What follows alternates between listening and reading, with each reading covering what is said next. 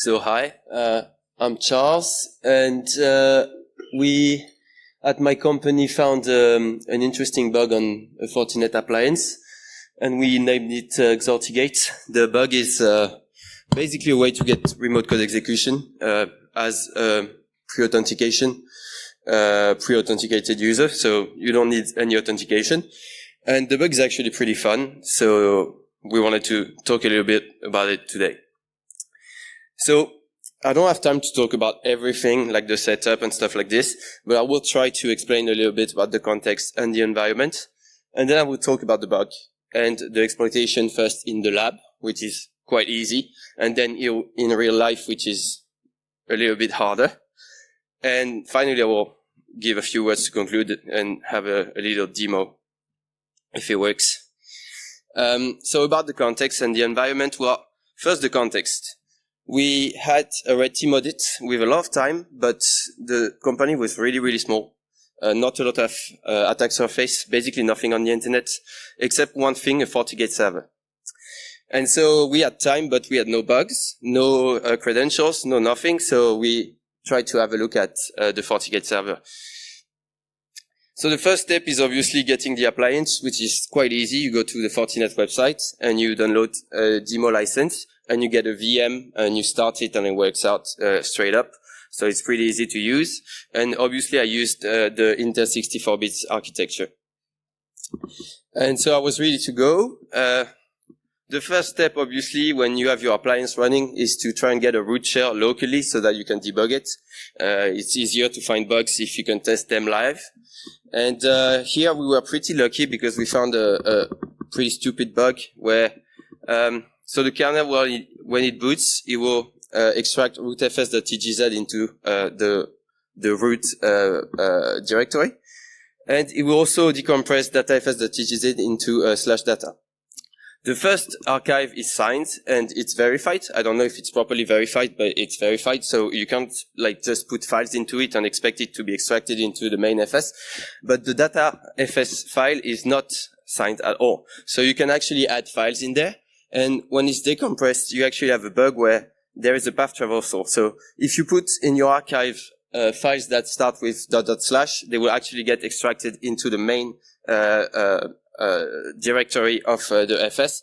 And so that means that you can overwrite any file in there. So we chose to overwrite the bin SSH file by sending a ..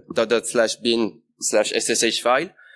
And when we try to execute the SSH program from the sudo CLI of the appliance, we actually get a root share instead. So that's what you can see on the second image. So we have a root share. It's pretty nice. We got it really fast in a few days, not even. And we can start the reverse now. And we quickly realized that the binary was like basically one binary, bin init, which is 64 megabytes big. So it's huge. It does everything in the appliance. And unluckily, there are no symbols at all. But you can extract a few things from the log messages. You can get a few function names and obviously the log messages themselves to understand what's going on, even though the binary is huge. So the attack surface for us is only one thing on the appliance. It's the SSL VPN interface. So that's an HTTP interface that allows you to log in. It's the one that the standard users use to log in onto the VPN and to get access to the internal network. So it's generally internet facing, and what we are interested is pre-authentication bugs, obviously, because we have no credentials. So we want a pre-authentication bug on this interface. And so this interface, we quickly realized that it was made from Apache 1.x, which is a really, really old Apache version, but it had been modified and patched and recompiled a few times, so the standard bugs weren't there. So we started having a look at it, and after 1 week or so, my colleague actually found a really nice bug that I'm going to describe now. So if you go onto the remote/hostcheck validate page, you can send a parameter which is called enc, E-N-C. And it contains encrypted key value pairs. We don't really care about what it contains. What we care about is how it is decrypted by the FortiGate appliance. And so the enc parameter has 3 parts. They are all sent as ASCII hexadecimal. So to send 1 byte, you actually send 2 characters. And so the first part is a seed over 4 bytes, so 8 ASCII chars. The second parameter is the size over 2 bytes, and then a ciphertext of varying size. The two last parts, so the size and the ciphertext, they are all encrypted by being XORed with a keystream. And the keystream is generated from the seed, as we will see on the next slide. So how do you get a keystream from the seed? Well, again, you have 3 parts that are going to be put together. The salt, which is provided by the server, is not something that is hidden at all. It's just generated randomly by the server, but you can just go onto some page and it will give you the salt. So it's not hidden. Everybody can get it pre-authentication. So that's nice for us. Then there's the seed that we provided using the ENC payload. And then there is some constant, which for some reason is GCC is the new compiler collection. I have no idea why, but that's the constant. And so you take these 3 parts together and you concatenate them and you get a key, K. And so when you want the 16 first bytes of the keystream, you compute the MD5 of K. That gives you S0. And if you want 16 more bytes, you compute the MD5 of S0, which is S1. And then if you want 16 more bytes, you compute the MD5 of S1, etc., etc., etc. So the keystream is an MD5 of an MD5 of an MD5, etc., etc., etc. And we only control the seed in the key. So now we know how the keystream is generated. Let's have a look at how the decryption logic works. So as I said, the payload is sent as ASCII X. So the first step is converting it into bytes. To do this, they will allocate a buffer of size n divided by 2 plus 1 on the heap, and they will just decode the ASCII X into the buffer. That works fine. There are no bugs there. Then the size is decrypted. As I said, the size is the first thing that is encrypted. So since it's over 2 bytes, you XOR it with the first 2 bytes of the keystream and you get the real size. And so this size here, you need to compare it to the size of the payload, because otherwise you might have a size that is bigger than the size of the payload. And that is what they do. They compare the size to n-6, which makes sense because the payload is n minus 4 bytes for the seed and 2 bytes for the size. And then, in function of the number indicated by size, they will decrypt the bytes. So, for instance, if size is 2000, they will decrypt 2000 bytes. If the size is 10, they will decrypt 10 bytes. And to decrypt, again, you just XOR the bytes with the keystream. And finally, a null byte is appended. So that's why they allocate n divided by 2 plus 1 instead of only n divided by 2. So, you might have found the bug.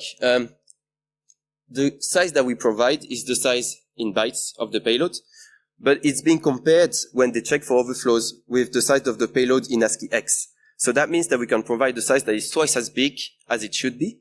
And so the decryption process can actually go past the end of the buffer, and we can actually manage to XOR adjacent memory with a keystream. So instead of having an overflow where we just overwrite bytes, we have XOR overflow where we XOR bytes that come after our buffer with something that we partially control, the keystream.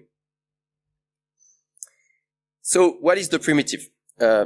We can allocate a buffer of arbitrary size on the heap, and then we can XOR any bytes past that buffer with some keystream. The keystream is a bunch of MD5 values. We control the key. Well, we partially control the key that controls the first one. And finally, the last byte is set to null.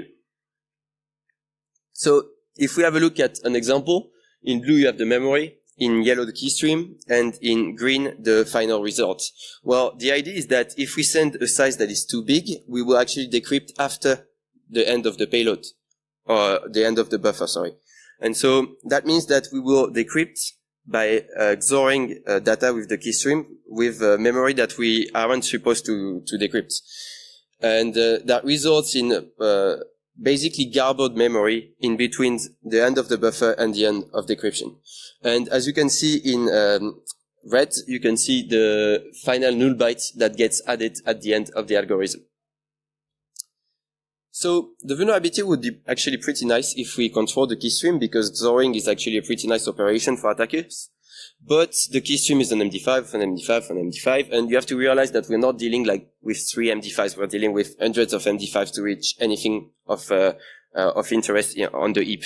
So maybe we can expect to control a few bytes in the keystream, but not as much as we want. And so as I said, this results in garbled memory and the final null byte. So that's not a very good bug. Luckily for us, the XOR has very nice properties, such as the self-inverse property and the identity property. And so that means that if we can apply the bug several times, maybe twice, we might have better results. And so that's what we did. Let's take an example to explain what we did. We first exploited with a size of 5,000 bytes. So we overflow of 5,000 bytes after the buffer. So in the example here, we have byte 98 that is XORed with 91 and becomes 9. Then FD gets XORed with 7B, becomes 86, etc., etc., etc. So it does the algorithm, right? And then you reach the final null bytes at offset 5,000, and it gets converted to a null byte as per the algorithm. And so the rest of the memory obviously is unchanged because the algorithm hasn't reached it. And so you get on the left, as I promised, garbled memory, then a null byte, and finally unchanged memory on the right. So, bad bug.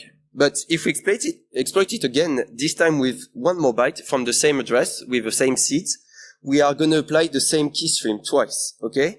So on the first byte, you actually apply the keystream twice, so you XOR it twice with the same value, so it goes back to its original value. So it becomes 98 again. Same happens for the second byte in the image, FD becomes FD again, and 30 becomes 30 again, etc., etc., etc. The only difference is that when we reach the offset 5,000, the byte has been set to null, so when it gets XORed with the byte of the keystream, it will actually take the value of the byte of the keystream. And then, obviously, the end of the algorithm sets the last byte to null, so that's what it does. So what do we get now? We actually have, on the left and on the right, completely unchanged memory, but in the middle, we have a replaced byte and a null byte on its right. So that's actually a better bug. And it's even better because we can actually control this value here. In the example, it's 50. We can actually set it to any value we want. How do we do this? Well, we have just one constraint on the keystream. We just want one byte in the whole keystream to have some value. So we can just brute force the seed so that the keystream has this byte set to OX50. And we don't care about any other bytes. So it can be anything. And so you can brute force this like really, really fast in a few milliseconds. So now we have a second primitive which is way better. We can allocate a buffer size X on the heap, convert any bytes at any offset of the buffer to an arbitrary value. And the only downside is that the byte on the right of that byte is going to be set to null. So the impact is way better now because we can apply the primitive several times for bytes that are close by, and we can overwrite pointers, flags, anything in memory. The only downside is that we get a null byte at some point, but that's not that hard to handle. So it's even better than an overflow because when you have an overflow, you actually overwrite everything that comes in between the value that you want to overwrite and your buffer. In here, we can just overwrite what we want in closed memory without changing the rest. So if there are pointers that we don't really know, we just leave them as they are and we don't break anything. And so now we have a very good primitive, so we can try and start exploiting in the lab, right? And so in 2019, DevCore found another bug in the Fortinet appliance, and they used their buffer overflow to overwrite a structure which is named SSL. And this structure is the main structure handled by the OpenSSL library that you probably all know. And it controls each SSL wrapped socket. So if you connect to the appliance, they will automatically, with the socket, allocate a buffer to store the SSL structure. And so during the SSL uncheck, so that's basically the first step before your server talks to the client, they do an SSL uncheck. It will call a function pointer, which is called uncheckfunc. So if we can control this uncheckfunc, we can actually get code execution. And the good thing is that the binary is huge and has no pi at all. So you know every single address of code in the binary. And so that's a very easy rope for the attacker. So now we have an objective, which is overwriting the SSL uncheckfunc for some SSL structure that we control without altering the rest of the structure. This is really easy because we have a very good primitive. Then we can trigger the SSL uncheck, and then we are done because we are starting to execute our code from the uncheckfunc.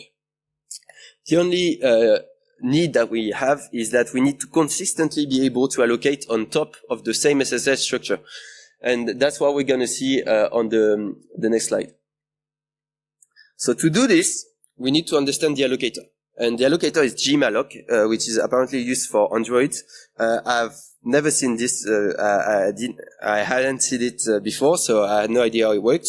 And so there is some kind of a framework which is pretty old, like 6 years old, which is called Shadow, but I wasn't able to make it work. So I basically rage quit, and I learned it through trial and error.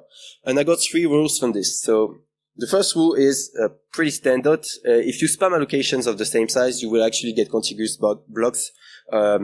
So you will get allocations that are close to the others. Also, there is some kind of a T-cage, so a LIFO cage that for same size allocations.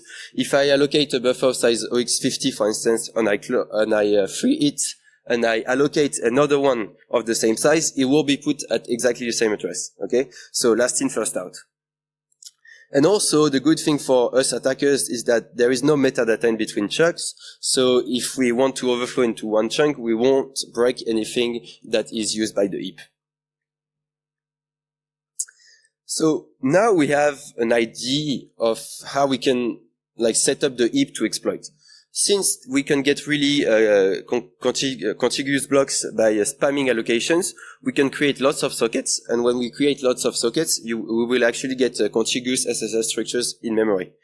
But when you do this, it's not as easy as we want, because when you create a socket, the FortiGate appliance will actually allocate tons of stuff. And so you won't really get your contiguous chunks. So that doesn't work. A better way to set up your heap is to actually use the post data to tailor the heap. After all, it's an HTTP server, so you can send arbitrary key value pairs to the server using post or get. And that gives you a really good way to set up the heap, because you can actually send an arbitrary number of allocation of arbitrary size and with arbitrary contents. So you can do basically what you want. So now we have a real heap setup strategy, which is create and free contiguous chunks of size OX2000. That's the size of the SSL structure in memory. Then we create a few SSL wrapped sockets, and using the T-cache property, the LIFO cache property, they're going to be put in contiguous chunks. The only problem that we get now is that we don't only get SSL structures in memory, we also get some buffer which is called HTTP request buffer. And this buffer is used to store the HTTP request. So whenever you connect a socket to the appliance, it will allocate the SSL structure and an HTTP request buffer before this.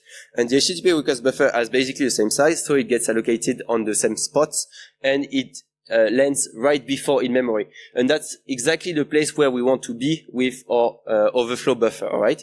Because what we want to do is overflow into the SSL structure. And so we need to get rid of the HTTP request buffer. And luckily for us, if we send a huge HTTP request, the buffer will get reallocated and will be moved. And so we will get a free chunk right before the SSL structure. And so this free chunk is the chunk that we will use then afterwards to perform the XOR overflow and reallocate several times at the same spot. You may have noticed that there is a problem, because to reallocate the buffer, the request buffer, we need to send data on the SSL socket. And if we send data on the SSL socket, that means that we have performed the handshake already. And since the function that we overwrite is the handshake function, we wouldn't get the execution twice. But luckily for us, the bug is amazing, and we can use it to overwrite flags that come way later in the SSL structure and make it think that the handshake hasn't been done. So we overwrite the pointer that we want, we overwrite the flags that make it think that the pointer has not been called already, and then we force it to perform the handshake again, even though we have already sent data onto it. And, well, that works in theory. In the lab, that works fine. So that's the first exploit. But in the real world, we actually have a lot of other problems. Let's say that you start exploiting and someone connects to the VPN. So an SSL structure is created and it will steal your free chunk, and you will overflow somewhere else in memory. So you get a crash, 100% a crash. And so everybody that is connected to the VPN at this point will get disconnected, and you will probably get caught, or at least raise suspicions, right? So we needed to do better, and we actually studied the heap allocator a little bit more. It took a few days. The idea was to find the chunk size that was never used. So I found the C00 chunk size, which is basically never used.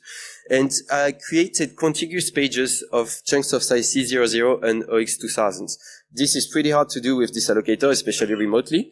But we were able to make it work. And so we knew at this point that C00 chunks, since they weren't used anywhere, they weren't going to be stolen by another allocation. So we were safe to use them repeatedly without having any crash. So that was the second bug. We managed to exploit. So we had 2 working exploits for Intel 64-bit, so we were pretty happy with this. And we started to have a look at the real exploitation, like on the real target.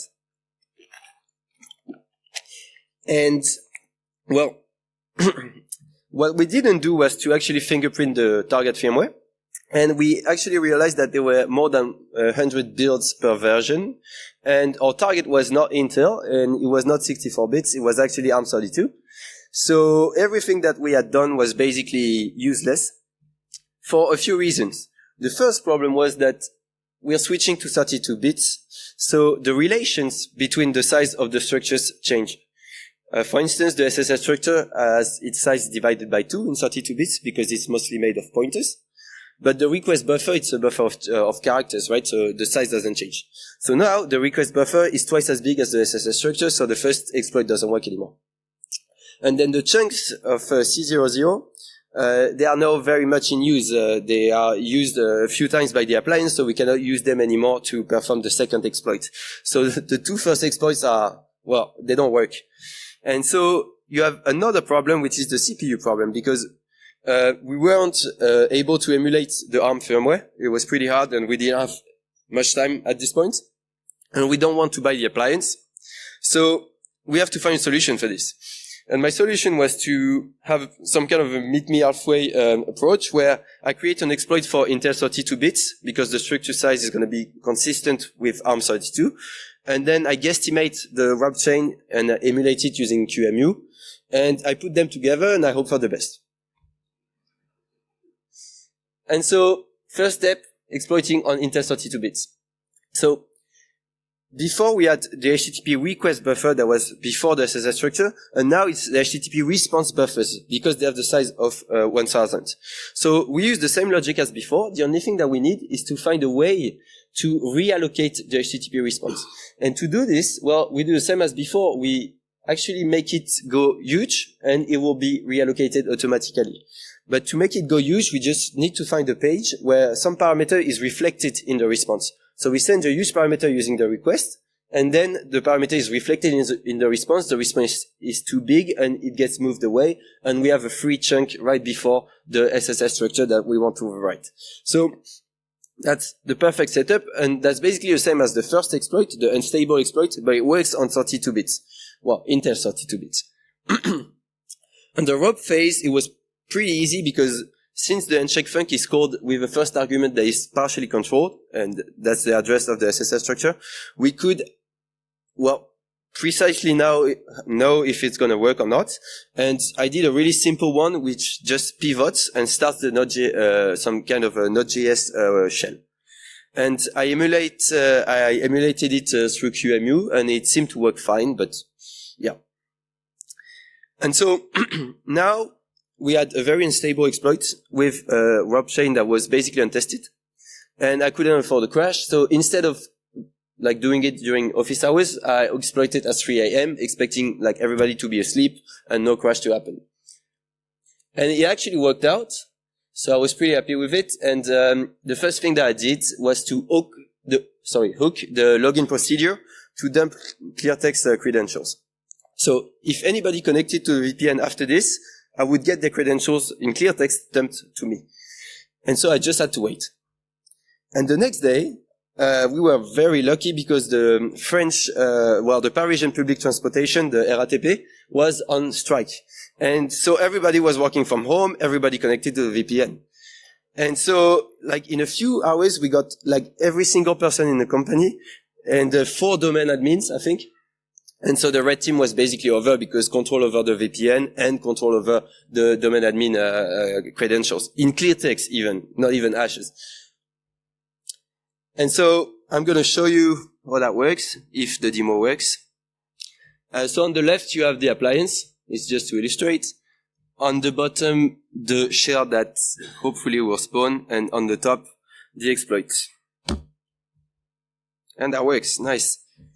And just to show you, get UID. The UID is 0, so I'm root on the appliance. I can do anything I want.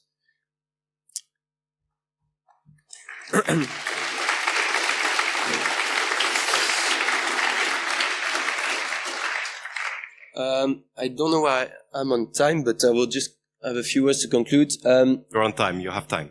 Nice. So the affected products, there were quite a lot of affected products. Actually, we didn't expect as many, but it affected the FortiOS, which is the OS for FortiGate, and FortiVPN as well. And we have actually made a blog post. We have actually published an exploit as well. And there's the PCert, so basically the advisory made by Fortinet that is here. And I want to talk a little bit about my company because I didn't do it at all. The company is Lexfo. We are an offensive security company based in France, so Paris, Toulouse, Lyon. And we do a lot of things like red teaming, vulnerability research, etc., etc. And we are recruiting if you are looking for a job. You only need to be a little bit fluent in French because we are a French-speaking company. And for technical research, we have two blogs. One that is called ambionics.io. It's more towards web research, and the second one is blog.lexfo.fr, which is more about the rest, so system and kernel exploitation. And that's it. Thanks a lot, Charles. Thank you.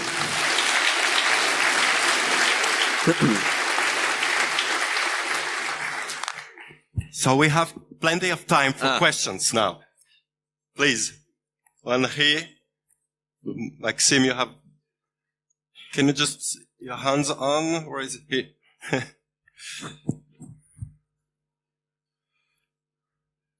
Thank you for the presentation. What was the biggest problem for firmware emulation you had?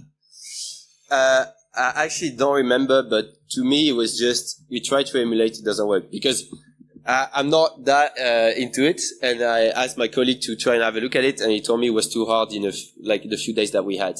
But if you want to have a look at it, I think it's like, I'm just saying I wasn't able to do it, but I think competent people can do it. Okay, thank you. Other question there at the corner.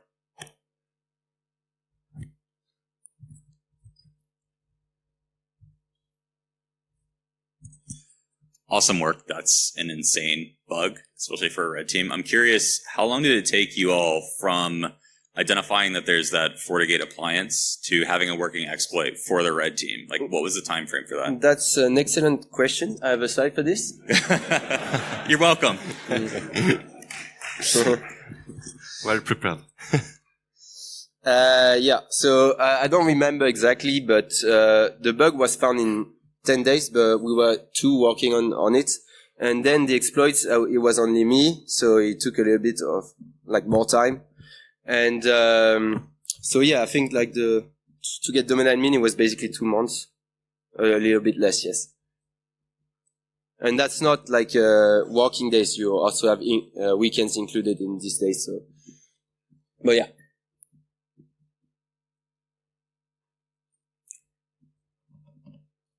Anyone else here? The mic.